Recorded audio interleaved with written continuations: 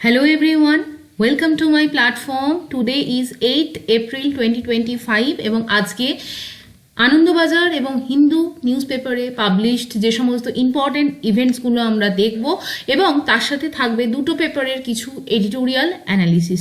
তোমাদের এই কারেন্ট অ্যাফেয়ার্সের এই যে রেগুলার ক্লাসটা কেমন লাগছে আমাকে অবশ্যই কমেন্ট সেকশনে জানিও এবং হোপফুলি এগুলো তোমরা যদি রেগুলার ফলো করো it will help you to understand the deeper chronological aspect regarding the current issues এবং current affairs. So with this note let's start today's episode এবং স্টে টিউনড উইথ আস। প্রথমত দেখো এই ছবিটা, এটি একটা স্ট্যাটিক জিকের জন্য আমি ছবিটাকে তোমাদের সাথে দেখিয়েছি বিকজ অফ দ্য পিকচার। এটা হিন্দু নিউজ পেপারে আজকে পাবলিশড হয়েছে, ফন্ট পেজে পাবলিশ হয়েছে। এটা কিন্তু শ্রীনগরের ভ্যালি অফ ফ্লাওয়ার্স, এটা শ্রীনগরের ইম্পর্টেন্ট একটা গার্ডেন যেটার নাম হচ্ছে টিউলিপ গার্ডেন বা এটাকে বলা হয় Indira Gandhi Memorial tulip garden. এটা কিন্তু largest tulip garden in the Asia এবং এই যে পাহাড়গুলো বা হিল এরিয়াগুলো দেখছো, অর্থাৎ যারা কাশ্মীর গেছো অলরেডি দেখেছো, মানে ওয়ান্ডারফুল প্লেস। আমি পার্সোনালি কাশ্মীর গেছি এবং আমি টিউলিপ গার্ডেন দেখেছি, প্রচণ্ড সুন্দর একটি জায়গা। এবং এই টিউলিপ গার্ডেনের চারপাশ দিয়ে এই যে হিলি এরিয়াসগুলো আছে, দিস হিলি এরিয়াস, এটা স্ট্যাটিক জিকের জন্য ইম্পর্টেন্ট। এটা কিন্তু কভার্ড সারাউন্ডেড বাই জাবারওয়ান হিলস। তাহলে এই নামটা আমরা পড়বো, নামটা কি? জাবারওয়ান হিলস। তাহলে এই পাহাড়টা দিয়ে কিন্তু এই টিউলিপ গার্ডেনটা কিন্তু ঘেরা থাকে এবং টিউলিপ গার্ডেন মেনলি কিন্তু এই মার্চ মাস থেকে এপ্রিল মাসে প্রচুর টিউলিপ ফুল হয় এবং এটা কিন্তু একটা tourist destination in the Kashmir. Coming to the next, আজকের এই যে আর্টিকেলটা খুব ইম্পর্টেন্ট, দুটো নিউজ পেপার আনন্দবাজার হিন্দুতে কভার আপ হয়েছে। দেখো এলপিজি গ্যাস সিলিন্ডারের দাম কিন্তু, যেগুলো আমাদের বাড়িতে যে গ্যাস আমরা কিনি সেই দাম প্রত্যেকটা সিলিন্ডার পিছু 50 রুপিস বেড়ে গেছে। এবং আমরা যে টোটাল জায়গাটা যদি দেখি, দেখো এলপিজি সিলিন্ডার প্রাইসের বাই 50 রুপিস।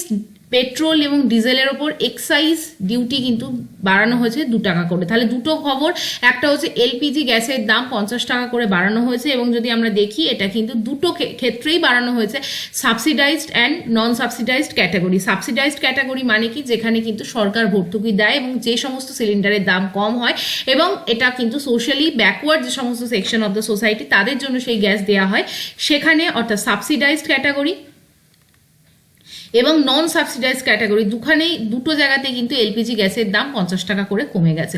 আর একটা সেকেন্ড যে জায়গাটা সেটা হচ্ছে এক্সাইজ ডিউটি, বোথ পেট্রোল এবং ডিজেলের ওপর 2 টাকা করে বেড়ে গেছে। এরপর আমাদের আজকের যে জায়গাটা থাকবে সেটা হচ্ছে এই যে পেট্রোল বা ডিজেলের দাম কিভাবে নির্ধারিত হয়।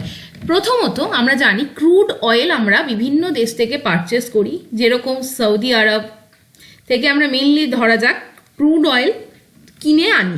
এবার এই ক্রুড অয়েল ইম্পোর্টের ওপর তাকে রিফাইনিং করতে হয়, রিফাইনিং করে একটা এর ওপর যে ক্রুড অয়েলের একটা বেস প্রাইস থাকে, ঠিক সেই দেখো যদি আমি অ্যাপ্রক্সিমেটলি ধরি 56 rupees is the base price of petrol আর ডিজেলের ধরো 57 ধরি, কিন্তু দেখো অ্যাকচুয়াল রিটেল প্রাইস, অর্থাৎ আমরা যখন তেলের পাম্পে যাই তেল ভরাতে তাহলে আমাদের 1 লিটার পেট্রোল পিছু প্রায় 105 টাকা পেমেন্ট করতে হয়। এটা ফ্লাকচুয়েট করে, ওঠানামা করে, কিন্তু জেনারেলি 100 থেকে 105-এর মধ্যে পেট্রোলের দাম ঘোরাফেরা করে এবং ডিজেলের দাম কিন্তু 96 রুপিস থেকে 100-র মধ্যে ঘোরাফেরা করে। So this is the current figure. তাহলে এটা কিভাবে ডিটারমাইন্ড হয়? এই 56 রুপিস যদি ক্রুড অয়েল পারচেসের পর এটা বেস প্রাইস হয়, সেটাকে বিভিন্নভাবে প্রসেস করে এটাকে বেস অয়েল তৈরি করা হয়।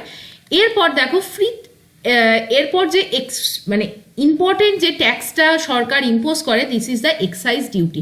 এক্সাইজ ডিউটি কিন্তু সরকার এর ওপর ইম্পোজ করার ফলে দেখো 27.90 এবং 21.80 for petrol and diesel respectively, এই যে পেট্রোলের দাম অনেক বেড়ে যায়। সেই জায়গা থেকে আজকের নিউজ, এই এক্সাইজ ডিউটি সরকার আরও 2 টাকা করে বাড়িয়ে দিয়েছে, তার ফলে পেট্রোল বা ডিজেলের দাম কিন্তু আসন্ন দিনে বাড়ারও জায়গায় আমরা দেখতে পাচ্ছি। তাহলে এখানে আমরা বুঝতে পারছি যে ক্রুড অয়েলের যে দাম বা বিশ্ব বাজারে হয়তো ক্রুড অয়েল পারচেস করতে কম টাকা সরকারকে ইনভেস্ট করতে হলেও সরকার যেহেতু এই এক্সাইজ ডিউটির জায়গাটাকে বাড়িয়ে রেখেছে, তাহলে রিটেল প্রাইসে কিন্তু আমরা কোনো চেঞ্জ দেখতে পারবো না বা রিটেল প্রাইসে কিন্তু কোনো ডাউনওয়ার্ড টেন্ডেন্সি আমরা দেখতে পারবো না। So this is the news. এখান থেকে আমরা একটি ইম্পর্টেন্ট জায়গা কভার করব যে আমরা যে সাবসিডাইজড গ্যাস সরকার প্রদান করছে তার এগেনস্টে কোন স্কিম চালু আছে, সেটি হচ্ছে প্রধানমন্ত্রী উজ্জ্বলা যোজনা। এবং উজ্জ্বলা যে যোজনাটা মানে operated by ministry of petroleum and natural gas এবং সেখান থেকে ইন্ট্রোডিউস হয়েছে প্রধানমন্ত্রী উজ্জ্বলা যোজনা PMUY, এটা একটা ফ্ল্যাগশিপ স্কিম যেটার অবজেক্টিভ কি, যাতে গ্যাস সাপ্লাই মানে আমাদের যে গ্যাস দিয়ে রান্না করা হয়। কারণ আগেকার দিনে দেখা যেত ট্র্যাডিশনাল বিভিন্ন মেথড যেমন কাঠ, কোল বা কাউ ডাং অর্থাৎ গোবর দিয়ে কিন্তু রান্নার টেন্ডেন্সি থাকতো এবং সেখানে দেখা যেত কিন্তু প্রচুর এয়ার পলিউশন হচ্ছে। সেই জায়গায় যদি গ্যাসে রান্না করা হয় তাহলে কি আমরা ইনশিওর করতে পারি, we can ensure clean cooking fuel such as LPG দিয়ে যদি আমরা রান্না করি সেটা কিন্তু রুরাল এবং ডিপ্রাইভড হাউস হোল্ডকে অনেকভাবে প্রোটেক্ট করবে এবং ট্র্যাডিশনাল যে সমস্ত ফায়ারউড, কোল, কাউডাং এগুলো থেকে কিন্তু আমরা সরে আসতে পারবো এবং সেখানে কিন্তু একটা এনভায়রনমেন্টাল পজিটিভ ইম্প্যাক্ট পড়বে, রুরাল উইমেনদের ওপর একটা কিন্তু পজিটিভ হেলথ আউটকাম আসবে। কারণ এই সমস্ত যে ধোঁয়া, ফায়ার বা কোক বা কোল বা কাউডাং দিয়ে রান্না করার ফলে যে ধোঁয়া উৎপন্ন হয় সেটা কিন্তু হেলথ এর ওপরেও একটা ডেট্রিমেন্টাল এফেক্ট ফেলে। অবজেক্টিভ কি এই PM উজ্জ্বলা যোজনার, সেটা হচ্ছে empowerment of women, protection of their health definitely, এবং reducing the number of death in India due to the unclean cooking fuel. কারণ আমি অলরেডি বললাম এই ধরনের যে দূষিত বায়ু তৈরি হয় রান্নার সময় সেটা থেকে কিন্তু তাদের হেলথ হ্যাজার্ডস আসতে পারে, এবং preventing youth children from a significant number of acute respiratory illness caused due to the indoor air pollution by burning fossil fuel. Hopefully you understand the entire thing. এরপরে আমরা চলে আসবো নেক্সট আর্টিকেলে। দেখো কি নিউজে এসছে। গতকাল আমাদের যে গ্লোবাল স্টক মার্কেট এবং সেখানে ইন্ডিয়ারেও যে সমস্ত সেন্সেক্সগুলো জড়িত সেগুলোর কিন্তু একটা শার্প ড্রপ দেখা গেছে এবং কোভিড-19 পর এতটা এক্সেস মার্কেট ক্রাশ কালকে কিন্তু দেখা গেছে এবং সেটার জন্য মেনলি দাঁড়িয়ে আছে যে ট্রেড টেনশন তৈরি হচ্ছে বিকজ অফ দ্য US এবং চায়নার মতো যে গ্লোবাল জায়েন্ট তারা তৈরি হচ্ছে, তাদের বিভিন্ন যে economic decision, for example US কিন্তু ট্যারিফ ইম্পোজ করেছে বিভিন্ন দেশের ওপর। সেই যে ট্যারিফের ফলে গ্লোবাল ট্রেড ইজ হ্যাম্পারিং এবং অ্যাজ এ রেজাল্ট আমাদের টোটাল প্রত্যেকটা কান্ট্রির বিভিন্ন যে সমস্ত সেন্সেক্স পয়েন্ট সেইগুলো গ্লোবাল মার্কেট সেটা কিন্তু ড্রপ দেখা যাচ্ছে এবং কালকে ইন্ডিয়ার যে সেন্সেক্স এবং নিফটি সেই দুটোতেও কিন্তু সিঙ্গেল ডে হাইয়েস্ট ডিক্লাইন দেখা গেছে। This is the news.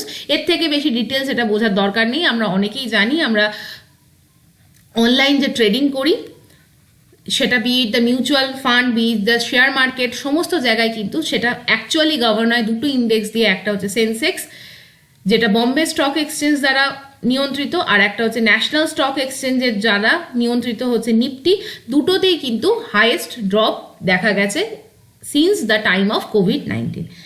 এর পরের যে জায়গাটা দেখো, আমাদের কান্ট্রি রেসপেক্টে যে সমস্ত বড় বড় ম্যানুফ্যাকচারিং কোম্পানি এবং যারা ইউএসএতে কিন্তু বিশাল অ্যামাউন্টের ইনভেস্টমেন্ট করে রেখেছে বা ইউএস একটা তাদের ট্রেডিং পার্টনার, এবং ইউএস যেহেতু এখানে ট্রেডের জায়গায় হিউজ 26% কাছাকাছি ট্যারিফ ইন্ডিয়াতে লাগিয়েছে, that impacted the global market. এবং সেখানে দেখা গেছে টাটা স্টিল, টাটা মোটরস, কোটাক, ইনফোসিসের মতো বড় বড় কোম্পানিরও শেয়ার মার্কেটে কিন্তু ড্রপ এসছে। Hopefully you understand. এরপর চলে আসবো আমরা নেক্সট যে আর্টিকেলটা, সেটা হচ্ছে আমাদের আনন্দবাজার পত্রিকা এবং আনন্দবাজার পত্রিকায় যে আর্টিকেলসগুলো বেরিয়েছে তার মধ্যে আমরা আজকে সেই একই জায়গা নিয়ে বহুবার আলোচনা হচ্ছে, বাণিজ্যের নতুন পর্ব, এটা একবার অ্যাট এ গ্ল্যান্স দেখবো। কামিং টু দ্য নেক্সট যদি আমরা দেখি সেটা হচ্ছে কূটনীতির স্নায়ুযুদ্ধ। আমরা অলরেডি পড়েছি বিমস্টেকের মিটিংয়ের পাশাপাশি পার্শ্ববর্তী একটি মিটিংয়ে থাইল্যান্ডে মোহাম্মদ ইউনুসের সাথে আমাদের দেশের প্রধানমন্ত্রী নরেন্দ্র মোদীর বৈঠক হয়। সেই জায়গা থেকে বেশ কিছু তথ্য উঠে আসে, কিন্তু এটিকে একটি গ্লোবাল নেগোসিয়েশন অ্যাঙ্গেলে না লিখে জিনিসটার মধ্যে অনেকটি রাজনৈতিক চর্চা ঢুকিয়ে রেখেছে লেখায়, তাই আমরা এটাকে বাদ দিলাম। এবং এই পরেরটা বরাদ্দ একদিনে দেবত্ব, এটা তোমরা গল্পের ছলে নিজেদের মতো করে পড়ে নিতে পারো। আজকে আমরা যেহেতু হিন্দুতে বেশ কিছু আর্টিকেল পড়বো, তাই এখানে আনন্দবাজার নিউজ পেপারের বাণিজ্যের নতুন পর্ব আর্টিকেলটাই আমরা শুধু ডিসকাস করব। এখানে প্রথমত বলা হয়েছে যে ইউএস গভর্নমেন্ট বিভিন্ন যে সমস্ত কান্ট্রির ওপর ট্যারিফ বসিয়েছে, তারা বলেছে সেই ট্যারিফ ক্যালকুলেশন তারা কিভাবে করেছে। একটা particular country, suppose X, Y আর জেড, তারা একটা মেথড অ্যাপ্লাই করেছে। সেই মেথডে তারা দেখতে চেয়েছে যে কোনো জিনিস, সাপোজ এক্স কান্ট্রি ইউএস থেকে কিনতে গেলে ইউএস কতটা সেখানে ট্যারিফ পাচ্ছে সেই হিসাবের ওপর ইউএস গভর্নমেন্ট কিন্তু সেই কান্ট্রির ওপর রেসিপ্রোকাল ট্যারিফ লাগিয়েছে।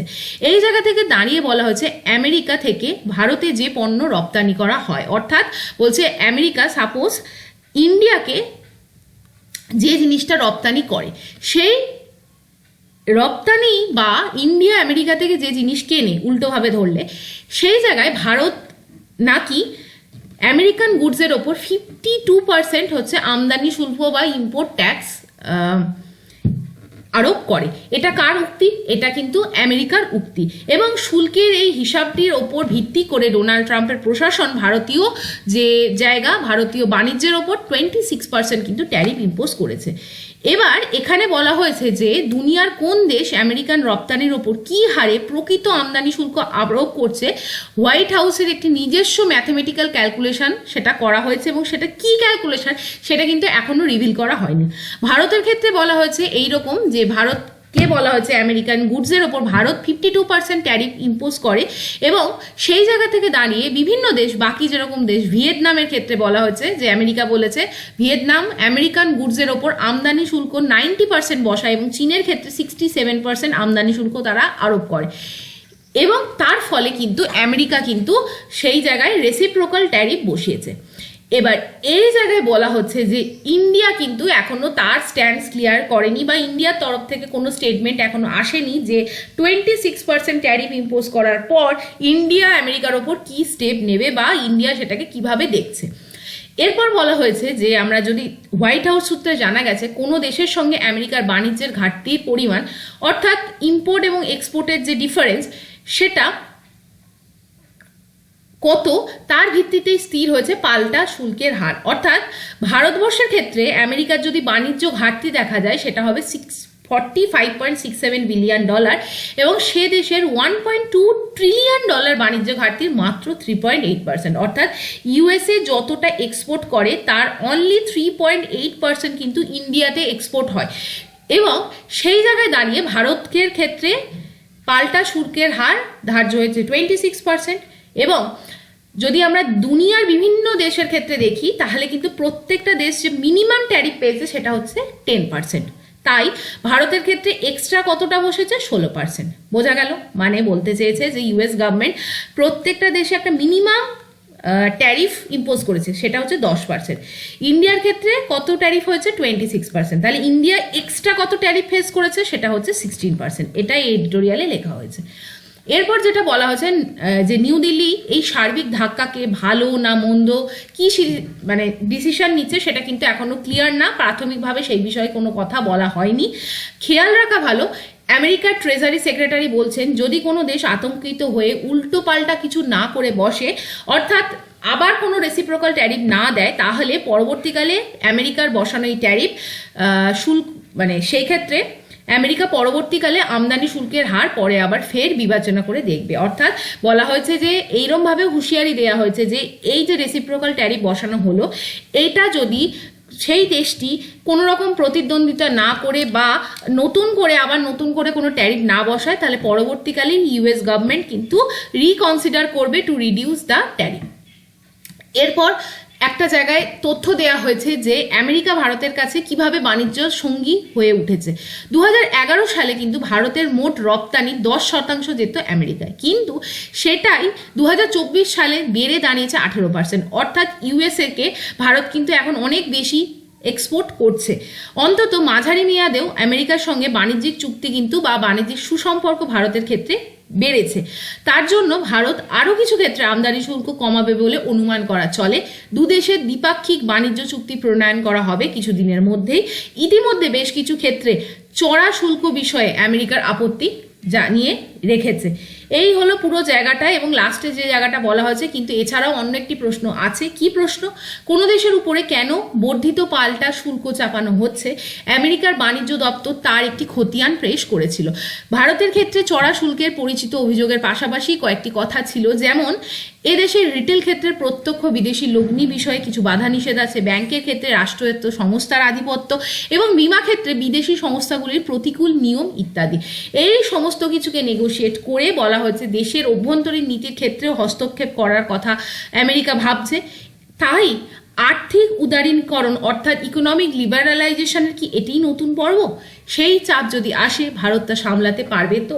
অর্থাৎ বলা হচ্ছে ভারত এবং ইউএসকে কিন্তু খুব ট্যাকটিসফুলি এই জায়গাটাকে সামলাতে হবে, আদারওয়াইজ এই যে নতুন যে আর্থিক লিবারালাইজেশনের কনসেপ্ট আমেরিকা আনছে, that will hamper the overall economic condition present in the India. So এইটা একটা জায়গা, বাকি এডিটোরিয়ালগুলো খুব বেশি ইম্পর্টেন্ট নয়, উই ক্যান স্কিপ ইট, এবং তোমরা যদি চাও নিজেদের মতো করে পড়ে নিতে পারো। আমি এরপর হিন্দু এডিটোরিয়ালের একটা জায়গা তোমাদেরকে পড়াবো, এই জায়গাগুলো নিজেদের মতো পড়তে পারো, আমার মনে হয়েছে পড়ার দরকার নেই। লাস্ট যে জায়গাটা, এইটা হচ্ছে ডিসপেলিং কনসার্ন। এখানে prime minister Narendra Modi Sri Lanka visit করেছিলেন এবং শ্রীলঙ্কার সাথে বিভিন্ন বাইল্যাটারাল যে এগ্রিমেন্ট করেছিলেন, আমরা যদি এক ঝলক দেখে নিই তাহলে দেখব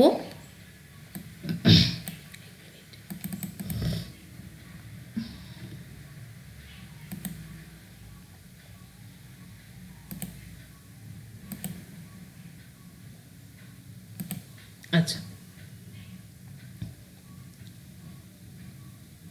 দেখো, এই যে আর্টিকেলটা আছে এখানে কি লেখা আছে, Modi's visit to Colombo should help advance ties and resolve dispute.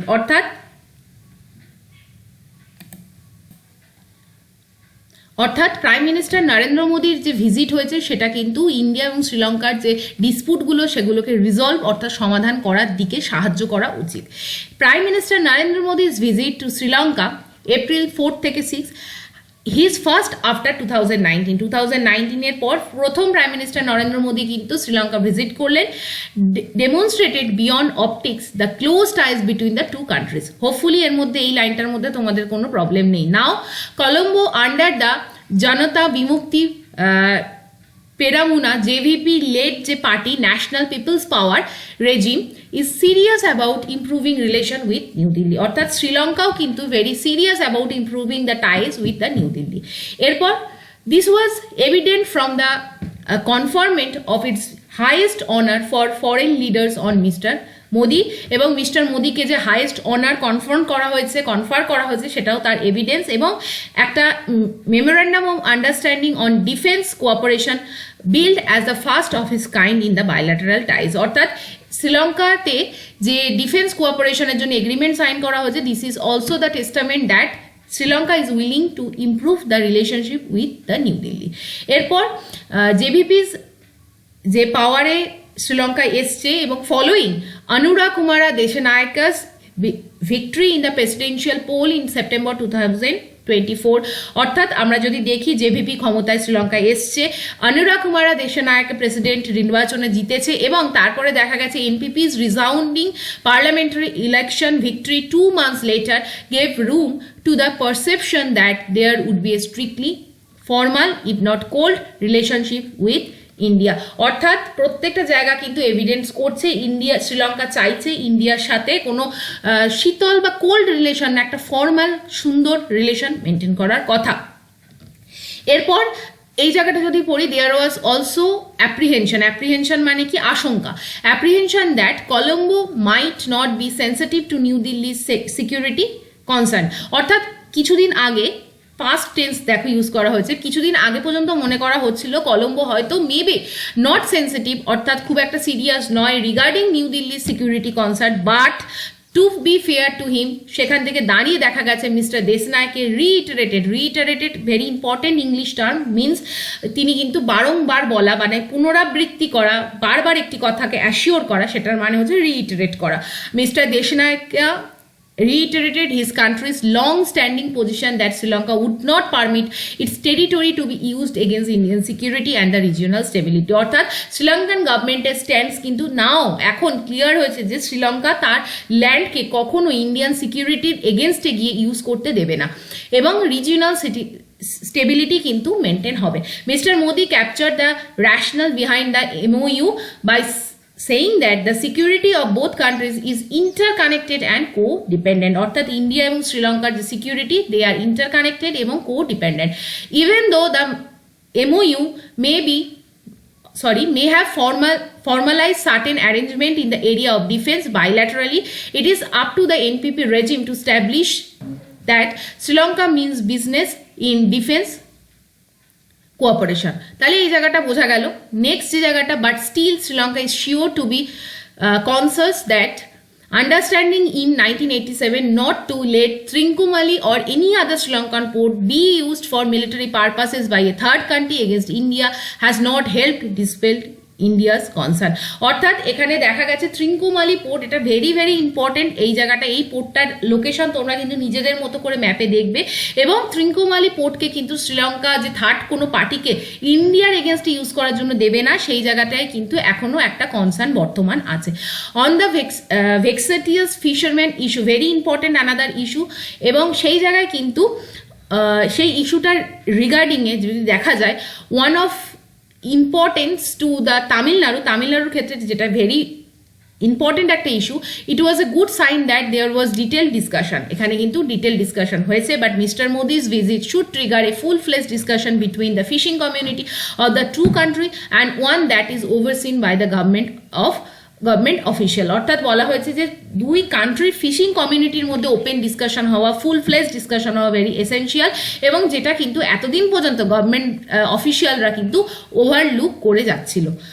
Recently the fisherman's on either side of the পক বে মেট অ্যান্ড এক্সচেঞ্জ দেয়ার ভিউজ। এখান থেকে দাঁড়িয়ে দেখা গেছে খুব রিসেন্ট ফিশারম্যানরা পক প্রণালীর দুই সাইডের যে ফিশারম্যান তারা কিন্তু তাদের মতামত এক্সচেঞ্জ করেছে। If this meeting is to have some meaning, it should be followed up with another round of টক। অর্থাৎ বলা হয়েছে যে এই যে মিটিংটা হয়েছিল সেই জায়গাটা যদি ফলো আপ করতে হয় তাহলে কিন্তু আরও further round of talks is mandatory. A flexible approach will help create a lasting solution. অর্থাৎ একটা ফ্লেক্সিবল অ্যাপ্রোচ যদি আমরা নিই এই ফিশিং কমিউনিটির জন্য, that will create a actually permanent এবং lasting solution. Another significant outcome of the visit is that Tamil parties in their meeting with the Mr. Modi conveyed the point that they recognize the significance of the Indo-Lanka Accord 1987 in pursuit of achieving a political settlement for the Tamils and sought India's legitimate involvement. অর্থাৎ prime minister Narendra মোদীর সাথে যখন দেখা গেছে যে তামিল যে community তারা যখন মিটিং করে তারা রেকগনাইজ করেছিল কি Indo Lanka accord 1987 that is very important, এটা পড়ে রাখবে। এবং সেখান থেকে তারা বলেছে political settlement they want to achieve and through legitimate India's involvement. Last, there has been criticism even in Sri Lanka that many of the parties had not fully supported the accord. কারণ এখানে কিন্তু criticism আছে যে শ্রীলঙ্কার বিভিন্ন Tamil community তারা কিন্তু এই ইন্দ্র লঙ্কা অ্যাকর্ডকে সাপোর্ট করেনি, which paved the way for the establishment of provincial council as a measure of devolution. সেই জায়গা থেকে দাঁড়িয়ে কিন্তু শ্রীলঙ্কাতে প্রভিন্সিয়াল কাউন্সিল তৈরি হয়েছিল। New Delhi which can provide liberal economic aid for the war-torn northern and the eastern province should play the role of a dispassionate observer. সেখানে শ্রীলঙ্কার যে এই যে পলিটিক্যাল ক্রাইসিস, শ্রীলঙ্কার যে কমিউনিটি তামিল কমিউনিটিরা যে ডিপ্রাইভড, এবং সেই জায়গা থেকে দাঁড়িয়ে বিভিন্ন যে ইস্যু পলিটিক্যাল যে ইস্যু শ্রীলঙ্কায় রেজ হয়েছে ওভার দি টাইম, সেই জায়গায় দাঁড়িয়ে নিউ দিল্লির কিন্তু অলরেডি নিউ দিল্লি সাপোর্ট করছে যুদ্ধ বিধ্বস্ত ওয়ার টর্ন মানে যুদ্ধ বিধ্বস্ত নর্দার্ন এবং ইস্টার্ন প্রভিন্সকে শ্রীলঙ্কার, এবং নিউ দিল্লিকে কিন্তু কিসের রোল প্লে করতে হবে অ্যাজ এ ডিসপ্যাশনেট অবজারভার। অর্থাৎ কোনো পক্ষতে না দাঁড়িয়ে নিরপেক্ষ একটা ভিউ পয়েন্ট থেকে দাঁড়িয়ে শ্রীলঙ্কাকে দেখতে হবে এবং urge every stake holder to pursue democratic means to arrive at a consensus. অর্থাৎ একটা সম জায়গায় মানে কনসেনসাস মানে মিলিত যৌথ একটা প্রচেষ্টায় একটা সলিউশনের দিকেই কিন্তু আমাদের যেতে হবে এবং ইন্ডিয়াকে সেই জায়গাতেই কিন্তু সাহায্য করতে হবে শ্রীলঙ্কাকে। Hopefully it is clear. Now আমি যদি একটা আর্টিকেল তোমাদের দেখাই, ভেরি ইম্পর্টেন্ট আর্টিকেল, সেটা হচ্ছে এটা থেকে বেশ কিছু ডেটা তোমরা ইউজ করতে পারো। সেটা হচ্ছে how the police view custodial torture in India. আমরা জানি custodial death is a very significant একটা জায়গা যেখানে দাঁড়িয়ে কি হয়, পুলিশ কিন্তু কাস্টোডিতে যারা যায় তাদেরকে থেকে বিভিন্ন ফ্যাক্টস ফিগার্স আনার জন্য বিভিন্ন ধরনের সোর্স ইউজ করে, বা কি ধরনের সোর্স আমি যদি বলি, কোয়েরসিভ ট্যাকটিক্স, কীরকম ভার্বাল অ্যাবিউজ, হয়তো দেখা যায় পুলিশরা যারা কয়েদি আছে তাদেরকে বিভিন্নভাবে ভার্বালি অ্যাবিউজ করছে যাতে কিন্তু তারা তাদের ক্রাইমকে কনফেস করে। এর ভাবুন চর মারা, slapping, third degree method, even to the minor offences. দেখা যায় ছোটোখাটো অফেন্সের জন্য কিন্তু 3rd ডিগ্রি অর্থাৎ প্রচণ্ড যে মারা হয় জেলের কয়েদিখানায়, সেই জায়গার ওপর একটা কিন্তু খুব সুন্দর রিপোর্ট পাবলিশ হয়েছে। You can use the data in your examination point of view. আচ্ছা,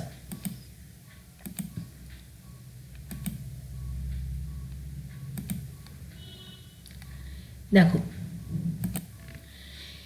প্রথমত বলা হচ্ছে রিসেন্ট ইয়ার্সে concerns over the police brutality and the custodial torture have intensified. Obviously recent ইয়ারে পুলিশ ব্রুটালিটি এবং কাস্টোডিয়াল টর্চার অনেক বেশি বেড়ে গেছে। Fuelling debates about justice, accountability এবং হিউম্যান রাইটস, অর্থাৎ জাস্টিস, অ্যাকাউন্টেবিলিটি এবং হিউম্যান রাইটস গ্রাউন্ডে which is a matter of concern. একটা রিসেন্ট রিপোর্ট পাবলিশ হয়েছে status of policing in Indian report, সেটা কিন্তু কি অবজার্ভ করিয়েছে, সেই স্টাডি থেকে রিভিল করা গেছে যে সেই study, the study which analyzed responses from 8276 police personnel across 82 locations in 17 states and Delhi, সেই জায়গা থেকে দাঁড়িয়ে সেই রিসার্চটার যে রিপোর্ট পাবলিশ হয়েছে সেটা দেখা যাচ্ছে provides troubling insights into the culture of abuse behind the closed door, অর্থাৎ বদ্ধ যে দরজা, জেলখানার ভেতরে কয়েদিদের যেভাবে টর্চার করা হয় তার একটা কিন্তু রিপোর্ট আমাদের পাবলিশ হয়েছে। এখানে যে সমস্ত পুলিশদের ইন্টারোগেট করা হয়েছে এই রিপোর্টে, তারা কিন্তু বলেছেন যে আচ্ছা এই রিপোর্ট থেকে কি দেখা গেছে, they use violence against suspect of serious offenses for the greater good of the society। তারা কিন্তু এগ্রি করেছে গ্রেটার গুড অফ দ্য সোসাইটির জন্য তারা কিন্তু সাসপেক্টেড যা অফেন্ডার্স তাদের ওপর সিরিয়াস মানে ভায়োলেন্স টর্চার করেন। Nearly 2 out of the 3 people বা 3 জন পুলিশের মধ্যে 2 জন কি বলেছেন, 63% কিন্তু এই জায়গায় এগ্রি করেছেন এবং 22% স্ট্রংলি এগ্রি করেছেন যে হ্যাঁ আমরা একদম এটা ইউজ করা উচিত, ভায়োলেন্ট মেথড ইউজ করা উচিত ক্রিমিনালদের এগেনস্টে, যাতে কিন্তু আমরা সোসাইটিতে গ্রেটার ইম্প্যাক্ট ফেলতে পারি। এরপর support for violence against the suspected serious offenders remain consistent across ranks, অর্থাৎ বলা হচ্ছে প্রত্যেকটা র্যাঙ্ক ধরে আমরা যদি দেখি পুলিশের হায়ারার্কিতে, সেখানে দেখা যাচ্ছে যে ভায়োলেন্ট যে ট্রিটমেন্ট করা হচ্ছে সেটাকে কিন্তু পুলিশরা সাপোর্ট করছে। When asked about the torture, যখন টর্চার নিয়ে কোয়েশ্চেন করা হয়, a significant number of police personnel express strong support for its use in interrogation across various crime categories, অর্থাৎ ভেরিয়াস যে সমস্ত ক্রাইম ক্যাটাগরিজ আছে, ক্রিমিনাল অফেন্স আছে, তার সময় যখন ইন্টারোগেশন করে পুলিশরা ওই সমস্ত কনভিক্টদের, তখন কিন্তু পুলিশরা ইউজ করে যে কি ইউজ করে, ভায়োলেন্ট টর্চারকে। সেই জায়গা থেকে দাঁড়িয়ে বলা হয়েছে the highest support was for the cases related to the national security such as terrorism। টেরোরিজমের ক্ষেত্রে বলা হয়েছে 42% কিন্তু স্ট্রংলি ব্যাকিং টর্চার, অর্থাৎ 42% পুলিশ বলেছে যে টর্চার করা উচিত, আদারওয়াইজ তাদের থেকে কিন্তু কোনো তথ্য আদায় করা যাবে না। 34% কিন্তু স্ট্রংলি সাপোর্ট করেছে যে টর্চার বা ভায়োলেন্ট ট্রিটমেন্ট দেওয়া উচিত in cases of rape, sexual assault, serious violent crimes as a such as murder.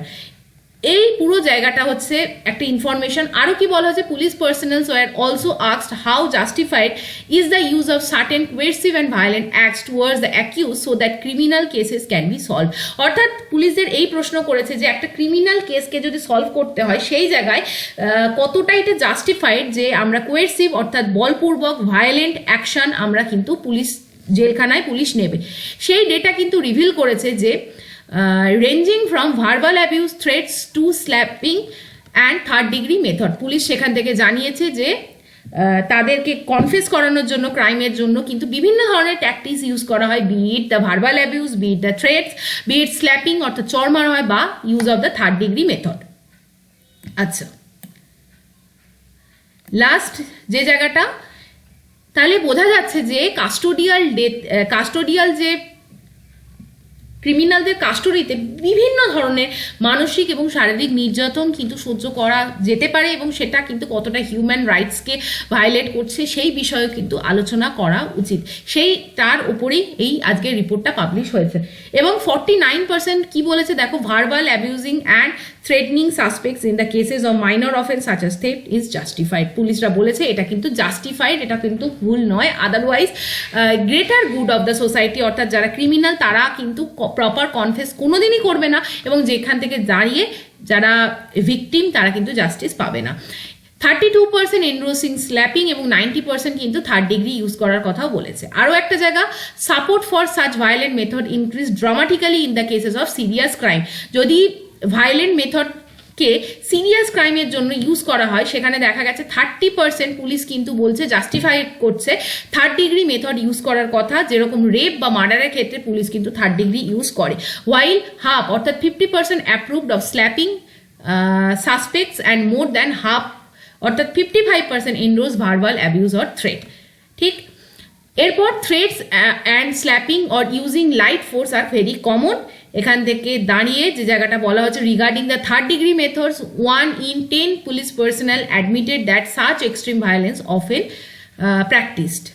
তো এই হচ্ছে পুরো জায়গাটা। বেশ কিছু তথ্য ছিল, আমার মনে হলো তোমাদেরকে বলা উচিত। এবং লাস্ট যে জায়গাটা নিয়ে আলোচনা করা হয়েছে, বিভিন্ন সময় যখন বলা হয়েছে এই সার্ভের সময়, when asked if junior police personnel would feel comfortable filing a complaint against their seniors for the use of violence provided legal protection, over 4 in 10 of the police respondent strongly agreed, while 36% agreed moderately. অর্থাৎ junior লেভেলের police অফিসাররা যখন senior লেভেলের এগেনস্টে complain করে, সেই জায়গায় কেন কমপ্লেন করে?